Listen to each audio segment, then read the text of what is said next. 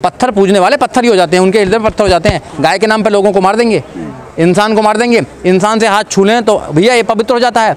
मंदिर में घुसने नहीं देते, घर में नहीं घुसने देते। लड़की ने कोई दलित लड़का अगर पसंद कर लिया तो अपवित्र हो जाती है, लड़कियों को निकाल देते हैं। इंसान से नफरत इतनी और पत्थरों से इतना प्यार। आप पत्थर को मानो, आप गाय को भगवान मानो, आप भैंस को मानो, आप गोबर को मानो, आप किसको मानो, तुम्हारी अपनी है। दूसरे आदमी पे आप थोप नहीं सकते। मैं तो FIR को स्वागत करता हूँ, करो ना। किसी के बाप में ताकत है तो करके दिखाए FIR।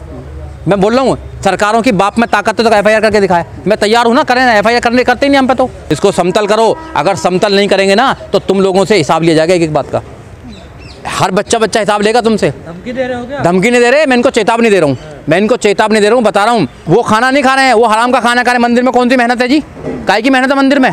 मंदिर में बैठ के काय की मेहनत है? जो इंसान ये कहता है कि सबसे पहले सृजन शिव जी थे यहाँ पर, क्योंकि शिव जी ने एक बच्चे का गला काट के हाथी का सर लगा दिया उस पर, सबसे पहले सर्जन है वो। तो आप उसकी बुद्धि का आप विवेक देख दीजिए। आज तक कोई इतना बड़ा डॉक्टर साइंटिस्ट नहीं हुआ कि हाथी का ब्लड ग्रुप जो है इंसान के ब्लड ग्रुप में निकाल दे। तो फिर तो लोग ब्लड के मरते ही नहीं लोग बाग। आजकल बिना ब्लड के लोग मर रहे हैं, तो फिर तो वहीं से ब्लड आ जाता, हाथी के ब्लड आ जाता और हाथी का सर हमारे लग जाता, ब्लड हो जाता। उनको ये समझ ही जाइए। और वो कहते हैं कि भाई एक आदमी ने वो सूरज मुँह में ले लिया, है ना भाई, हनुमान ने सूरज मुँह में ले लिया खेलते खेलते। हाँ शक्ति। और वो शक्ति आज कहाँ है? जिस देश में 20 करोड़ लोग आज को भूखे सोते हैं, कहाँ पहुँच गए भगवान? जिस देश में, अरे जिस देश में 5 साल की बच्ची के साथ रेप हो जाता हो, कहाँ है भगवान? जिस देश में दलितों को हमेशा देखिए 33 करोड़ देवी देवताओं पे दलित शुद्ध नहीं हुए, और दलित जहाँ भी हाथ लगा देता है तो भगवान ये शुद्ध हो जाता है। बताइए ना, ऐसा कोई फार्मूला नहीं है कि इन लोगों को शुद्ध कर दो भैया। वो कहते हैं ना, हाँ। कृष्ण जी ने कहा था कि इसी युग में उसको सब देखना पड़ता है, तो वो भगवान देख रहा है ना। किससे कहा? इसी युग में उन्हें सजा मिल जाएगी। कृष्ण जी से किसने कहा? कृष्ण जी ने किससे कहा ये बताइए पहले। किससे कहा? मोहन भागवत से कहा, प्रधानमंत्री से कहा, किससे कहा ये बताइए ना। किससे कहा कृष्ण जी ने? है अरे ये सब बेकार की बातें हैं। यहाँ पर सारे जितने भी लोग होते हैं, पूरी दुनिया में जितने भी लोग होते हैं, एक ही रास्ते से होते हैं। उनका होने का एक रास्ता है और मरने का एक रास्ता है। सबको जाना है, सबको मरना है। यहाँ पे इंसान जो आया है, इंसान इस दुनिया में प्रकृति का सबसे महत्वपूर्ण एक अंग है, क्योंकि इंसान के पास ज्ञान है, तर्क करने की शक्ति है। वो समझ सकता है कि कैसे अच्छा जीवन जिया जा सकता है। वो समय समय पे अपनी प्रकृति को बदलता रहता है। पहले जो इंसान ऐसे नहीं रहता था, अब अच्छे अच्छे कपड़े आ रहे हैं, अच्छी अच्छी गाड़ियाँ आ रही हैं, अच्छे अच्छे चीज़ें आ रही हैं, और विज्ञान तरक्की कर रही है। इसमें भगवान का कोई लेना देना नहीं है। वो तो लड़ाने काम आता है भगवान तो। अगर कानून नहीं होता, अगर लॉर्ड मैकाले IPC नहीं बना के जाते, 1860 में IPC नहीं बनती, तो ये बाबा कभी जेल में नहीं जाते। राम रहीम बाबा, राम रहीम बाबा, ये कौन से बाबा, झांसे राम बाबा, आसाराम बाबा, कौन से कभी नहीं जाते जेल में। आज जेल में पड़े हैं ना ये। अब कहाँ जी भैया, क्या कह रहे हैं जी बताइए? भगवान शांति का रूप, शांति देता है ना। आप कह रहे लड़ाता है भगवान। देखिए जितने भी धर्म हैं वो सब लड़ाने के काम आ रहे हैं पूरी दुनिया के अंदर। आपने देखा होगा कि हिंदू मुसलमान के जितने भी लफड़े कराते हैं, जितने भी आंदोलन होते हैं, उनमें फिर उसके बाद में वो रोड्स में बदल जाते हैं। ये नेता कराते हैं, ये नेता लोगों को लड़ाते हैं और कुछ नहीं काम है। भगवान के नाम पे लड़ाते हैं ना भाई, भगवान के नाम पे कर रहे हैं। भगवान के नाम पे कोई मांग रहा है और भगवान उसको सजा नहीं दे रहा। भगवान के मंदिर में देवदासी प्रभुदासी हैं, उनके नाम पर बलात्कार कर रहा है महिलाओं के साथ में, जब भगवान को उनको सजा नहीं देता है। भगवान के नाम पे आप महिलाओं के साथ बलात्कार कर रहे हो, आप सजा क्यों नहीं दे रहे उनको?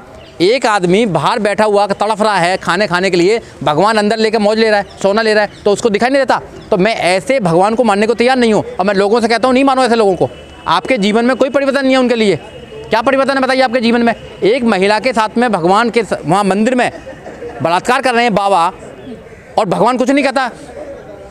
बताइए ना, तो भगवान के नाम पे ये जो क्या कसूर है इसमें? अरे भैया भगवान का नाम इसलिए कसूर है कि भगवान को सजा देना, कब सजा देगा इनको भगवान? अगर इनको सजा नहीं दे सकता तो भैया मेरे जीवन में कोई परिवर्तन नहीं कर सकता। जो दोषियों को सजा नहीं दे सकता जो भगवान, तो भैया जो अच्छे लोग हैं उनको क्या करेगा? तो फिर अपना जीवन जिए। एजुकेशन सबसे बड़ी बात है। अगर तुम एजुकेशन ले लोगे तो आपको सब दर्शन हो जाएंगे, आपको किसी की जरूरत नहीं है। एजुकेशन लेने के बाद में आपका दिमाग खुल जाता है। Everything depend on the mind. सब कुछ माइंड पे डिपेंड है, आपके दिमाग पे। आपका कैसे सोचते हो, कैसे नहीं सोचते हो। अब कबीरदास ने कहा ना, पत्थर पूजे रब मिले तो मैं पूजूं पहाड़, और ताते तो चाकी भली पीस का है संसार।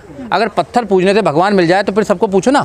पत्थर पूजने वाले पत्थर ही हो जाते हैं, उनके हृदय पत्थर हो जाते हैं। गाय के नाम पे लोगों को मार देंगे, इंसान को मार देंगे, इंसान से हाथ छू लें तो भैया ये पवित्र हो जाता है। मंदिर में घुसने नहीं देते, घर में नहीं घुसने देते। लड़की ने कोई दलित लड़का अगर पसंद कर लिया तो अपवित्र हो जाती है, लड़कियों को निकाल देते हैं।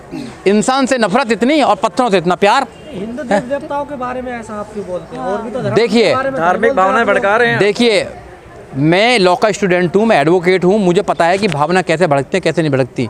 ये लोग हमेशा से हमारी भावनाओं को भड़काते हैं। इस देश के 90% लोगों की भावनाओं को भड़काते हैं ये लोग, है ना। भावनाओं को भड़कना कैसा होता है कि भगवान के जो बना रखा है इन्होंने, उनके हाथ लगा के एक आदमी अपवित्र कर देगा, भावना नहीं भड़केंगे क्या? पूरा समाज अपवित्र कर देगा क्या? एक मुख्यमंत्री बनने के बाद भी जब वो निकल के जाता है तो उसकी कोठी को धोया जाता है दूध से, ये भावना नहीं भड़कती हैं क्या? भावना बढ़ती है। जिस गाय को माँ मानते हैं वो गाय प्लास्टिक खा रही है, भावना नहीं भड़कनी क्या लोगों की? है जिसको ये गंगा माँ मानते हैं उसमें सारे लोग शौच करते हैं, इतनी गंदी पूरी दुनिया में नहीं नदी होगी, उस भावना नहीं भड़कती क्या? मुख्यमंत्री का भड़क नहीं बढ़ती क्या? गया, हाँ, उससे तो कोई फर्क नहीं पड़ा। तो भावना तो ये लोग संविधान को खत्म कर रहे हैं, भावना तो ये कर रहे हैं भैया। धर्म एक आपकी इंडिविजुअल एक होगी। आप पत्थर को मानो, आप गाय को भगवान मानो, आप भैंस को मानो, आप गोबर को मानो, आप किसको मानो, तुम्हारी अपनी है। दूसरे आदमी पे आप थोप नहीं सकते। आप ये थोपेंगे कि नहीं, आपको मानेंगे शक्ति यहाँ से आ रही है, शक्ति नहीं, शक्ति तो संविधान से आ रही है। अगर संविधान इस देश में नहीं होता तो मुझे पढ़ने का अधिकार नहीं होता, मैं वकील नहीं बन पाता, मैं पैसे नहीं कमा पाता, मैं अपने बच्चों को नहीं पाल सकता, मैं अच्छा जीवन नहीं जी पाता। तो शक्ति तो यहाँ से आ रही है मेरे पास। मैं तो संविधान को मानता हूँ। आपका इंटरव्यू देख के कुछ लोग आप पर FIR कर सकते हैं। FIR करो, मैं तो रात दिन FIR ही कर जाता हूँ। मैं तो FIR को स्वागत करता हूँ, करो ना। किसी के बाप में ताकत है तो करके दिखाए FIR। मैं बोल रहा हूँ सरकारों की बाप में ताकत है तो FIR करके दिखाए। मैं तैयार हूँ ना, करें ना FIR करते ही नहीं, हम पे तो करते नहीं है ना। लॉ का स्टूडेंट हूँ मैं, संविधान पढ़ता हूँ, बाबा साहब डॉक्टर अम्बेडकर मैं उनका मानने वाला हूँ। करें ना FIR, कौन ना करे FIR? करें तो सही, कम से कम रिकॉर्ड तो बनाए, इतिहास तो बने कि हाँ किन चीज़ों पे FIR होती थी यहाँ पर बोलना। ये बोलना नहीं रोक सकते हैं, चलिए ठीक, ये बोलना नहीं रोक सकते हैं। बोलें, हम बोलेंगे, हम ऐसे ही बोलते रहेंगे, बोलते बोलते इस दुनिया से जाएंगे। क्योंकि हम लोग जो हैं सच्चाई बोलते हैं, हम झूठ नहीं पढ़ने देंगे। क्योंकि अपने बच्चों को कुछ दे के जाएंगे। जो आदमी अपने जनरेशन को कुछ दे के नहीं जाता है वो देश को अच्छा नहीं बना सकता है। ये लोग कहते हैं ऊंच नीच ना समाज में। अगर किसी खेत में ऊंच नीच होगी तो अच्छी पैदावार हो सकती है क्या? उसको समतल करना पड़ेगा ना। समाज में ऊंच नीच रहेगी, अच्छा समाज बन सकता है क्या? कभी नहीं बन सकता अच्छा समाज। तो ये अच्छा समाज बनाता है, अच्छा समाज नहीं होता अच्छा देश नहीं बन सकता। इसलिए समाज में जो ऊंच नीच बना रखी है ना, इसको समतल करो। अगर समतल नहीं करेंगे ना तो तुम लोगों से हिसाब लिया जाएगा एक एक बात का। हर बच्चा हिसाब लेगा तुमसे। धमकी दे रहे हो क्या? धमकी नहीं दे रहे, मैं इनको चेतावनी दे रहा हूँ, मैं इनको चेतावनी दे रहा हूँ, बता रहा हूँ कि आप कर देंगे जो कुछ करना है, मगर आने वाली पीढ़ियों को आपको भुगतना पड़ेगा, आपको भुगतना पड़ेगा। क्योंकि लोग जागरूक हो रहे हैं, क्योंकि तुमने दूसरे लोगों का माल खा रखा है। तुम इतने मोटे मोटे कैसे हो रहे हो? कोई आदमी फालतू खाएगा किसी आदमी का, जब तो इतना मोटा होगा। पेट कैसे निकल रहा है तुम्हारा? क्योंकि तुमने दूसरे आदमी का खाना खा रहे हो। जो 20 करोड़ लोग रात को भूखे सो रहे हैं, उसका खाना खा रहे हो तुम रात को। 18 घंटे काम करते हैं तब मेहनत करके खाना खा रहे हैं। वो खाना नहीं खा रहे हैं, वो हराम का खाना खा रहे हैं। मंदिर में कौन सी मेहनत है जी? काय की मेहनत है मंदिर में? मंदिर में बैठ के काय की मेहनत है? प्रधानमंत्री जी दिमाग लगाते हैं, काय की मेहनत है बताओ? 18 घंटे तो किसान कर रहा काम, रात को भी किसान काम कर रहा है। उसको क्या मिल रहा बेचारे को? उसका देखो गाल जरा, देखिए ना बेचारे को, उसका चेहरा देखो, ऐसे जैसे उसका सारा खून निकाल लिया हो।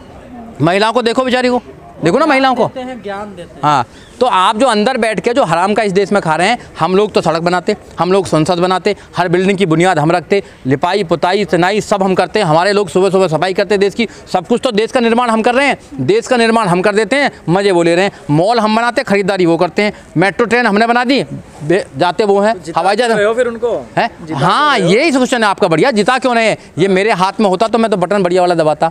देखो, डेमोक्रेसी में नंबर गेम है। हाँ, मैं उन लोगों से यही कहना चाहता हूँ कि आपके हाथ में डेमोक्रेसी है। डेमोक्रेसी में नंबर गेम है। जिसकी जितनी संख्या भारी उसकी उतनी हिस्सेदारी की बात जब करोगे, जब ही कर सकते हो जब सत्ता में होगे। सत्ता आपके पास है और उनके पास में बहुमत नहीं है। उत्तर प्रदेश का चुनाव देखेंगे 2022 का, 41% वोट बीजेपी को आई है और 59% विपक्ष को आई है। अगर विपक्ष एक साथ हो जाए तो बीजेपी पूरे देश में कहीं नहीं जीत सकती है। अफसोस की बात यह है कि विपक्ष एक साथ नहीं है। अपने अपने मुद्दे हैं, अपने अपने पर्सनल उनके इंटरेस्ट हैं। कोई ईडी से डरा हुआ है, कोई सीबीआई से डरा हुआ है।